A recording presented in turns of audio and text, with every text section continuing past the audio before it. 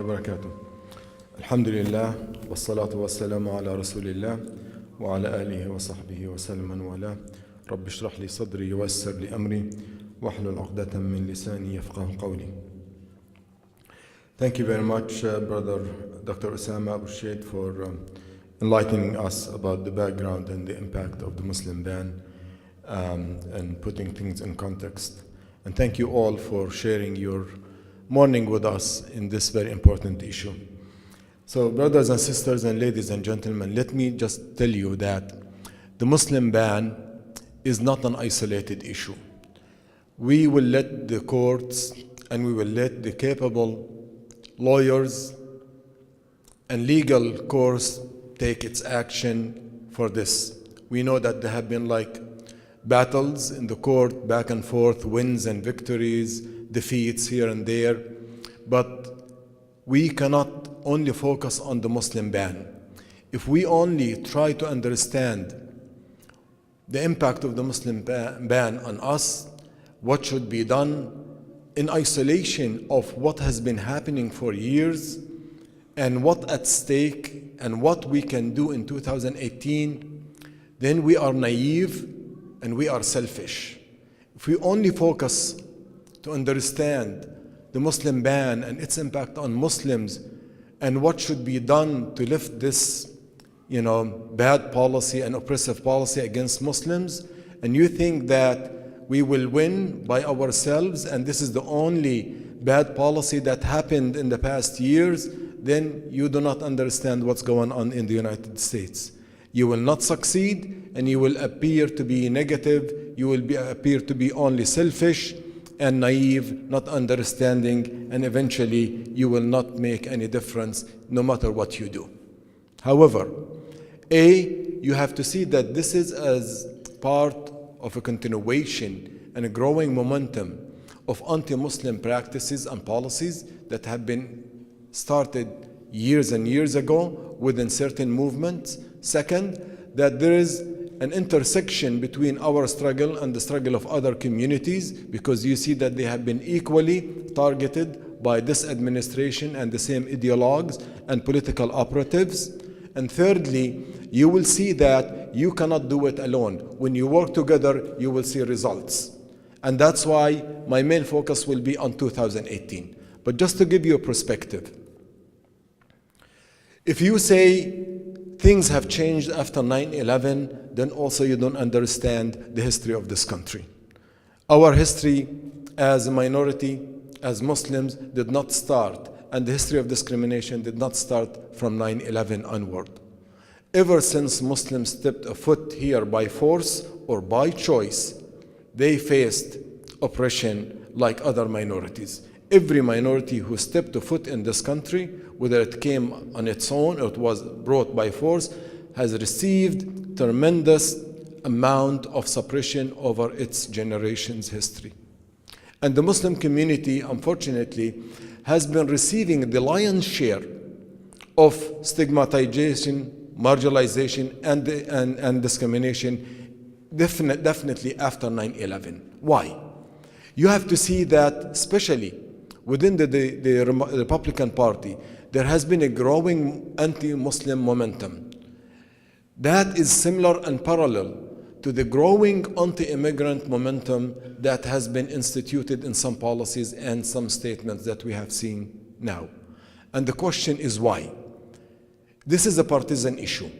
Of course, when I speak here, I speak in my personal capacity because I'm going to be pointed and frank. You cannot be guarding yourself against just making statements that might appear partisan. This is a partisan issue. This administration under Trump, similar to his support in Congress, whether the House or the Senate, they have seen the danger of immigration. They have known that immigrants who come from countries, people of color, they do not vote for the Republican Party. So it is a strategic aim to limit immigration to the United States, period. To limit immigration from Muslim countries in specific. To discourage Muslims from coming to the United States. To discourage minorities from voting because they know and they notice that there's a growing minority voting power in the United States compared to the voting power that has been shrinking for the Republican Party in the US. So this is clearly the strategic aim. Now, since 9/11, obviously, Islam has become a point of interest, a point of tension and contention within certain political and religious platforms in the United States. Islam has become a point of interest to the general public to learn about Islam and, yes, even to convert to Islam. The Muslim community has become a central point of attention to many political forces. The strength of the Muslim community's power is not there yet, but it is growing in steady direction. Another point.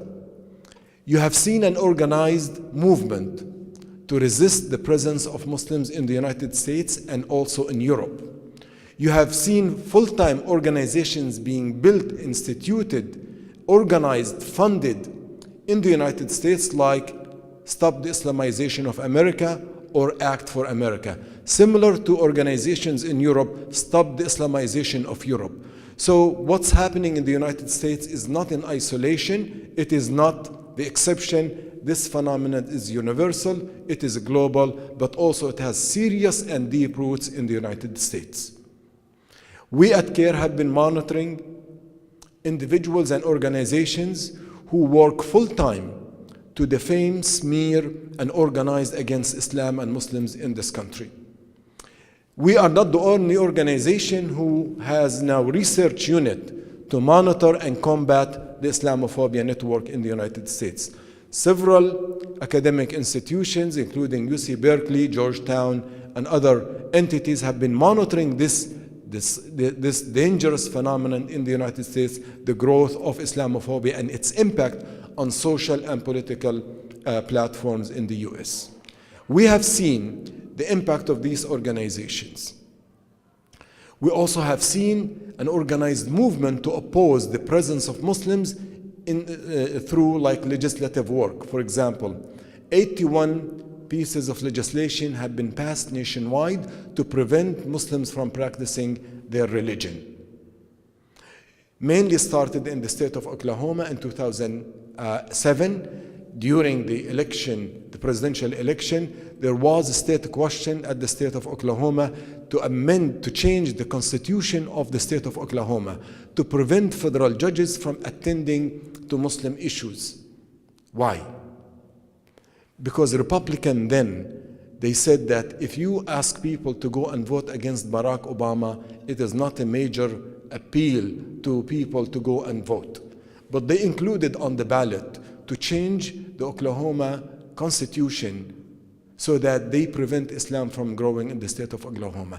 That has been mobilizing a platform, and 70% of people who voted in Oklahoma voted to change the constitution of the state of Oklahoma to prevent Islam from being, to have equal rights in the state of Oklahoma. Why am I saying this? Because I would like you to know that when you see an organized movement at the zoning board to prevent Muslims from obtaining a permit to build a mosque or expand a school or to build a cemetery, it is part of that movement. Fast forward, 2015, when Donald Trump, as a candidate, announced that his intention to shut down total Muslim immigration to the US, where did this declaration come from? It came from a phony study by an organization known to be a hate group in Washington, D.C., the Center for Security Policy, headed by Frank Gaffney. That phony study about immigration, Muslim immigration, and its national security threat to the US was adopted by Donald Trump, was presented to several members of Congress, and based on that, Donald Trump made his famous declaration wanting to announce complete and total shutdown of Muslim immigration to the US. So now you see that these activists have political influence, and they can influence the agenda of not only one Republican candidate, but several Republican candidates. Donald Trump was not alone in his anti-Muslim sentiments. You have seen Ted Cruz running as a candidate, wanting the federal government to watch certain Muslim neighborhoods. He said that. Another colleague of his, Ben Carson, did not want a Muslim to be in the White House. He does not believe that a Muslim is qualified to run for the presidency of the United States.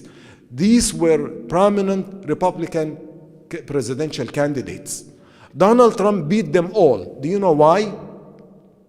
Because he was more vocal in appealing and appeasing his base by targeting specifically the Muslim community based on religious grounds. He beat them all because he was more vicious. And as a businessman, he does not care about values. He cares about his own interest. He does not even care about the interest of the United States. He does not even care about uniting Americans in one direction for a constructive vision in the future. He exploited anxieties and fear and division to gain the office of the White House. And he did, with zero political experience compared to those formidable candidates like Jeb Bush and others. They all got defeated. Why? Because Donald Trump has used fear unethically, immorally, to organize and mobilize people, and he won. So what is the end result? The end result is that he started to implement his vicious agenda targeting the Muslim community and also other immigrants. The Muslim ban was signed as an executive order on January 27th in the afternoon of Friday. Those who are in media know that you don't announce anything on Friday in the afternoon because the media will not pay attention to it, but you just send a message to your constituents that you did it. What happened in that weekend? It was the most and busiest media weekend maybe in the history of the United States. The whole nation got engulfed into this executive order, and the reaction started from the civil rights communities to average people who care about the Constitution and the values of this country. Lawyers who usually charge $500 or $600 per hour, they volunteered and went to airports to defend the United States Constitution. Thousands of people carried signs, "Welcome to America," to Muslim refugees. Many people carried signs, "We are Muslims," and flooded to airports. That was unexpected. Donald Trump underestimated the goodwill among millions of Americans who stood not only in defense of Muslims, but also in defense of American values and the American Constitution. And this is the most and first positive lesson that we should keep in mind. That in this fight, brothers and sisters, you are not alone. There are other people in this country who are willing to stand by you because they stand by their own country, by their own constitution, and also they're trying to preserve the constitution and the future of this country. Second lesson, the Muslim community should lend the support and love and affection that they received to other communities, especially other minorities like African Americans. Black Lives Matter is a very important issue for all of us. Why do we see millions of people going in the streets in defense and in support of the Muslim community, and we do not see many Muslims going to the streets protesting when an officer shoots an armed African American man or woman? Why don't we do that? This is total hypocrisy if we don't do that. Our lives are not more important than their lives. They have families and they care, and they feel the injustice for hundreds of years. And we just have been feeling the injustice for a few years, especially those who are immigrants like myself and some of you. We have to show the same support for those communities, and that is the intersectionality of the struggle. And that's what Brother Osama talked about. 2018 is very important. Why? Because in 2017 we felt under the gun. We felt the siege, and we were besieged by this administration. But however, as you have seen, millions of Americans, including lawyers, liberal media, progressive media, neutral media, and objective media, stood by the Muslim community. The Muslim community now should take that flag and run with it in 2018. 2018 is your chance to make a difference. And here I do not want to be partisan, but also I'm not going to be neutral either, nor should you be. 2018 is your opportunity as Muslims, as Americans, to change the balance of power. Those extremists, those who follow the white supremacist agenda, those who try to marginalize Muslims and attack Muslims and other immigrants in this country, they have majority in both the House and the Senate. And they have someone in the White House. They have total and complete control over the legislative bodies at the federal level. And that's why you don't see a lot of change and a lot of breakthrough. But 2018 is a promising year for all of us. My message to you, brothers and sisters, if you felt that you could not do much in 2017, you should not and cannot feel that way in 2018. 2018 is a full year. Look at some of these bigoted members of Congress who have a history of targeting the Muslim community and other immigrants and other minorities. And look at their opponents and meet with their opponents and offer them donations, legal donations, and volunteer and work with them. You have a full year and you can change the landscape of this political power in Washington, D.C. Do you agree? Let me tell you how. I know that you and I and many young Muslims who were discouraged in 2016 and did not vote, especially young people, because they did not like the Democratic candidate. We cannot use the same excuse and apply it in 2018 because we're gonna suffer a major defeat. We cannot be just emotional about the elections. And we cannot only wait to be active on November 6th or 7th, whenever the midterm election is going to take place next November. You have to organize right now, and you have to build alliances, and you have to count your votes, and you have to count your money, and you have to see who deserves your support. And I believe, and you have seen this in Virginia, and you have seen in Arizona, that you can, in Alabama, you can see that those people are losing one seat after the other. The power is within your hand. And don't say, I cannot do it, and don't say it is too early for us to make a difference. I believe, and I suggest to the Muslim community, to look at 5 seats nationwide. Look at the most bigoted members of Congress and work with their opponents now. Offer them the support they need. Give them the hours you need. And recruit volunteers and register people to vote. And let the Democratic Party know that they should not take you for granted and your votes are not for free.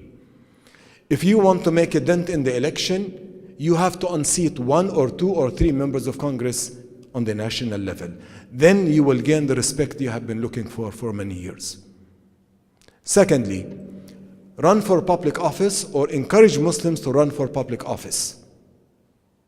And don't just give your votes to other people. There are many promising candidates in the Muslim community. And again, I speak in my personal capacity. I have the right to say that. You have a candidate in Michigan who's running for governor, Abdul Sayed. He deserves the support of the Muslim community nationwide. And don't say that he has no chance to make it. He will have a chance to make it if you support him, if you believe in him, and if you organize for him. Deidre Aboud, Muhajjaba, Sister Muhajjaba, convert in Arizona, made a statement by announcing her candidacy for the U.S. Senate. Ilhan Omar ran for the Legislative Council in Minneapolis and won, a sister Somali with Muhajjaba. At this lowest point, when people feel down, when they feel they are under siege, they are outnumbered, you have young Muslims are sending a powerful message that we are not running away, we are running for public office and we are going to win because this is our home. You should take a note from their inspiration, but you should support them. Encourage young people to run for public office and yes, to seek the highest office in the land because it is their right. So my message to you is 2018 is a golden opportunity to organize, mobilize, and make a difference and defeat the Trump's policies because it can be done, inshallah. Assalamu alaikum.